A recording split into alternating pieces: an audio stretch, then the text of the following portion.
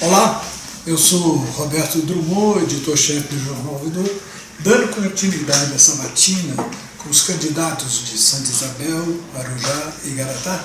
Nós estamos aqui hoje recebendo a visita do Dr. Zé Luiz Monteiro. É um notável médico neurologista de Arujá, chegou aqui com 1 ano de idade, né? Então você tem 60 anos de Arujá. 60 anos desse pedaço aqui. O senhor já foi adotado pela cidade. É uma personalidade conhecida e muito atuante junto à sociedade. Na sua vida política, eu sei pouco.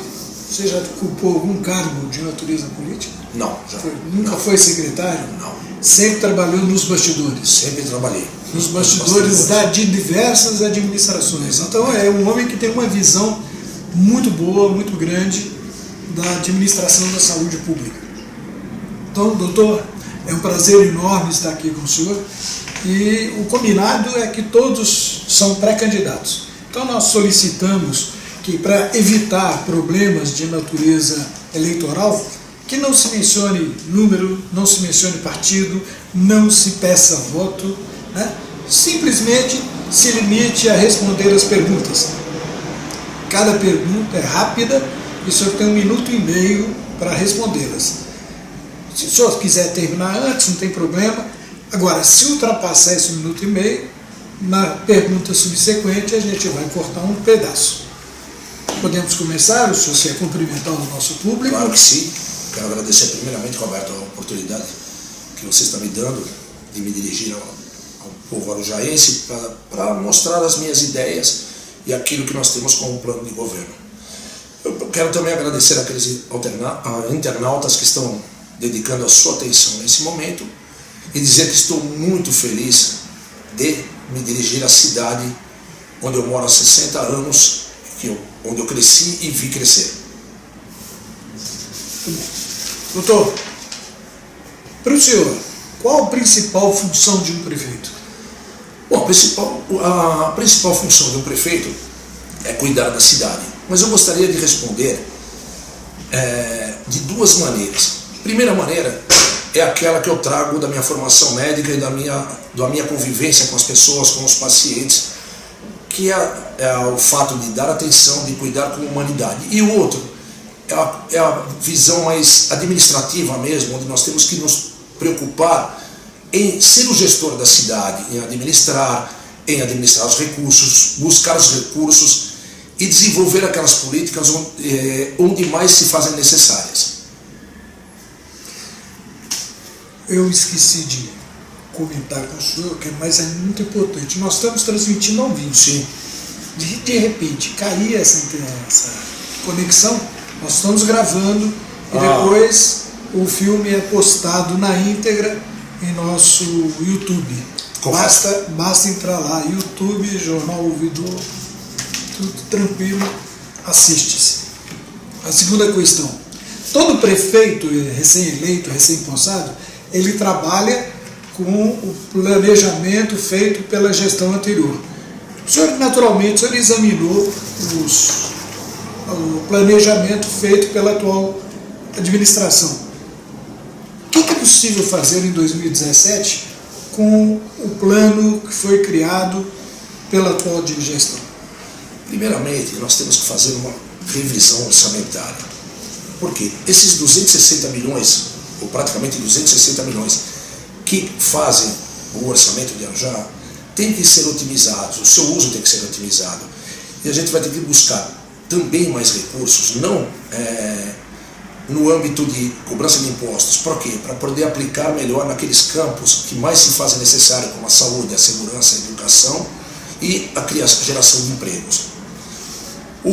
Nesse primeiro ano, é claro, a gente vai trabalhar com um orçamento desenvolvido pelo atual prefeito.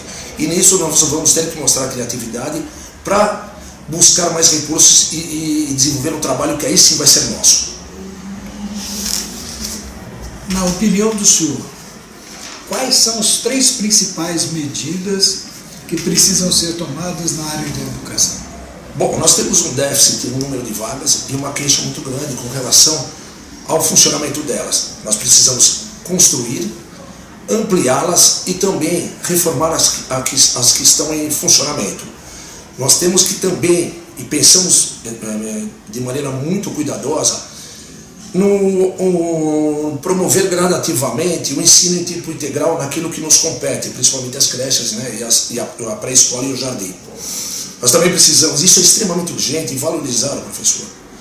Aplicar leis que já estão em andamento, mas não estão muito bem aplicadas, que é a licença-prêmio, a bonificação para toda a equipe escolar de acordo com a capacidade de resultados que elas vão alcançando e principalmente a elaboração do plano de carreira para os servidores da educação. Vamos falar agora da sua especialidade. As 3 principais medidas na área da saúde. Bom, aí, Roberto, nós poderíamos aqui ficar horas falando de saúde.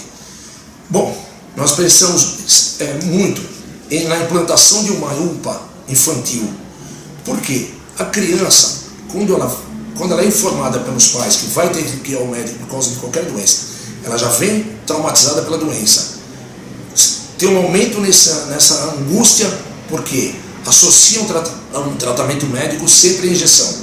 E aí quando chega um pronto atendimento comum, o que vai acontecer? Ela fica meio exposta a várias outras alterações que podem ocorrer ali, como atendimento de traumas, de acidentes. Então nós queremos dar um tratamento específico para as crianças. A nossa maternidade, que vem, ela tem uma condição de criarmos ali um centro cirúrgico. Para quê? Para que possamos realizar cirurgias eletivas e até pequenas cirurgias no caso de urgência e emergência.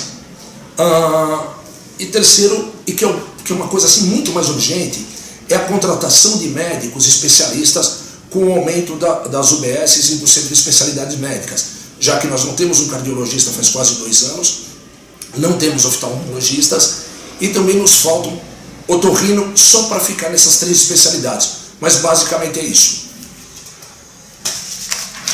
Setor de transporte coletivo. Na sua opinião, quais as medidas precisam ser tomadas urgentemente?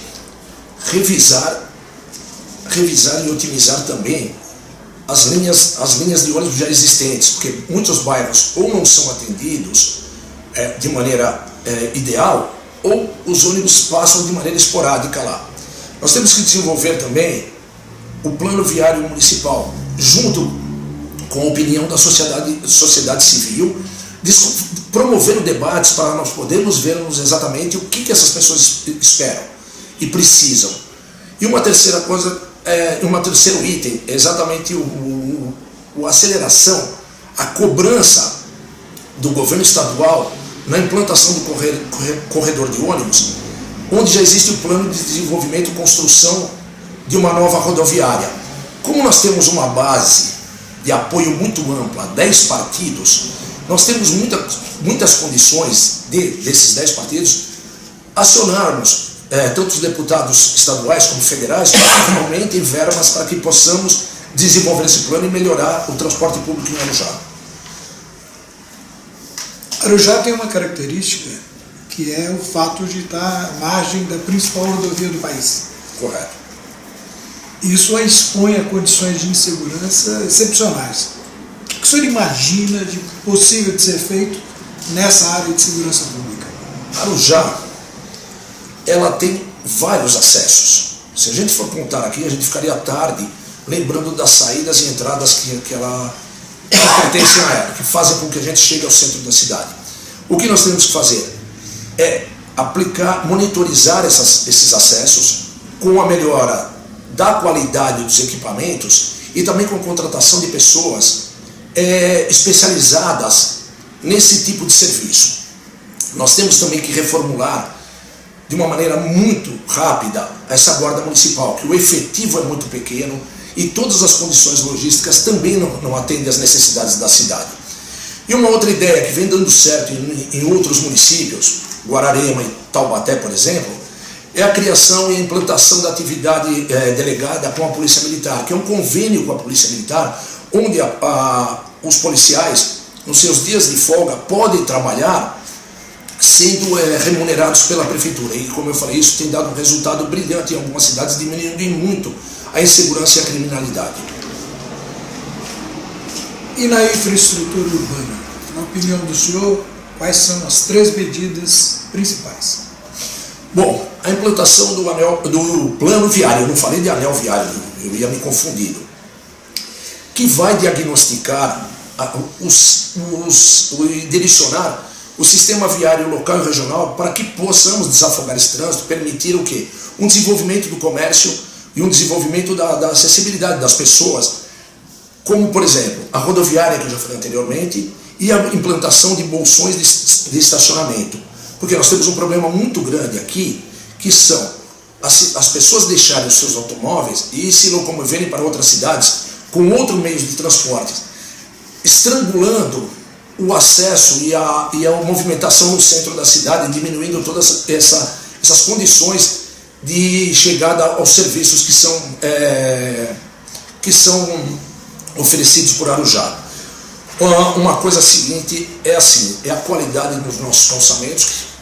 As nossas calçadas não têm um padrão, não têm uma qualidade de construção, e também nos preocupar com as pessoas que dependem, né, de acessos especiais. Então tudo isso nós estamos pensando em desenvolver no nosso governo. Com relação aos cargos comissionados, hoje quantos existem na prefeitura de Arujá? E quantos, na sua opinião, são necessários para uma administração eficaz? O que acontece é o seguinte, segundo informações, existem em torno de 130 cargos comissionados em Arujá que a colocam dentro de uma lei de legalidade, dentro da lei de responsabilidade fiscal. É muito difícil hoje eu falar quantos cargos desses vão ser necessários, porque nós temos que pensar em enxugar a máquina, sem falar em demissões, não estou falando em demissões, mas enxugar a máquina, para aumentar o orçamento e não deixá-lo estrangulado. Nós vamos ter que entrar primeiro para poder avaliar os cargos que são necessários e o que vai ser importante para manter uma boa qualidade de administração com pessoas comissionadas. Todo município tem características peculiares que lhe dão um rumo no seu desenvolvimento. Qual que é a vocação de Arujá? Arujá tem uma vocação, um grande potencial para o seu desenvolvimento empresarial. Como você falou agora há pouco, essa cidade é cortada pela principal rodovia, ou pelo principal trecho de rodovia em todo o nosso país. Tem um acesso muito fácil à cidade, a maior cidade, o centro econômico da capital. E temos também uma proximidade muito grande a estruturas, né, a locais de chegada e de saída de produtos, como o aeroporto e o Porto de Santos. Então nós temos que estimular a vinda de empresas compatíveis com as nossas leis ambientais para esse município, para gerar mais emprego e fazer com que ela já desenvolva aquele seu potencial. Nós temos que desenvolver também parcerias público-privadas, que nós temos aqui bem ao lado, já o plano do desenvolvimento de uma vila gastronômica, com toda a infraestrutura para atrair pessoas que venham usufruir desse tipo de comércio, que vai aumentar o número de empregos e vai aumentar a chegada de gente, Arujá, o conhecimento de gente para Arujá, fazendo com que também dessa maneira aumentemos a arrecadação do município. Arujá, como todas as cidades da região, tem um problema muito grave com relação à regularização fundiária. Todos os prefeitos têm feito cidade legal, cuja atuação legaliza os empreendimentos, mas não dão escritura. O que o senhor imagina fazer, principalmente com a grande ferida de Arujá, que é o Parque Rodrigo Barreto? Segundo informações que nós temos, o Parque Rodrigo Barreto já está regularizado. Nós não tivemos acesso a esses documentos, mas são as informações que nós temos. O que nós precisamos? Manter esse programa, primeiramente. Isso é fato.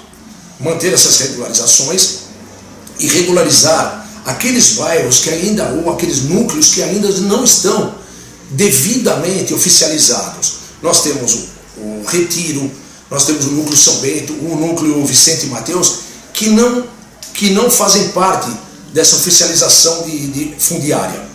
Nós temos que oferecer, isso é um caso muito complicado, porque isso leva muito à disputa judicial, mas nós temos que acolher essas pessoas, se houver algum tipo de problema qualquer, acolher essas pessoas, estimulando também o sistema habitacional no nosso município para poder absorver essas pessoas se amanhã ou depois houver um problema qualquer. Nós temos aí sempre o direito de uma pergunta improvisada. Eu gostaria de o senhor falar um pouco, 1 minuto e meio, sobre a questão que está sendo debatida na cidade muito intensamente, que é a sua opinião sobre a legalização da maconha. Gostaria que o senhor desse a sua visão profissional, a sua visão de neurologista. Bom, como médico, você é um empregado, um súdito das pesquisas. Por quê? É assim que se desenvolve a medicina, como todos os outros campos de desenvolvimento do ser humano. E o que eu falei foi o seguinte, e continuo falando: eu sou a favor da legalização da maconha, da cannabis sativa, para uso medicinal. Eu nunca iria dizer que eu sou a favor de drogas, eu não falei que eu sou a favor de drogas. Então o que acontece? Quem tem um filho epilético e uma epilepsia de difícil controle, tem esperança no uso de medicamentos fabricados à base de substâncias ativas da maconha. Alguns tipos de glaucoma já tem também um tratamento eficaz à base de colírios, que também tem origem no mesmo vegetal. Então, se for para manter um desenvolvimento científico, a minimização de problemas de saúde, por que não? É uma planta como outra qualquer e tem que ser usada assim. Agora, eu não vou perder meu tempo, eu não cabe numa discussão de prefeitura, de acesso a uma eleição de prefeito, uma discussão desse tipo. Isso, na verdade, foi usado de uma maneira infeliz, oportunista, que querem jogar contra mim uma situação que eu não criei. Sou a favor da maconha, sim, mas para uso medicinal. Muito bom. Doutor Zé Luiz, um prazer enorme ter o senhor aqui conosco. Muito obrigado. E o senhor pode se despedir dos internautas que nos honraram com a nossa assistência. Bom, quem tem que agradecer sou eu. Eu tive a oportunidade de falar de mim, de falar para o povo da cidade que eu adoro. Então, assim, e eu tenho que agradecer também as pessoas que estão agora disponibilizando o seu tempo para nos ouvir com interesse, com atenção, e para que tomem decisões futuras. Muito obrigado e até logo.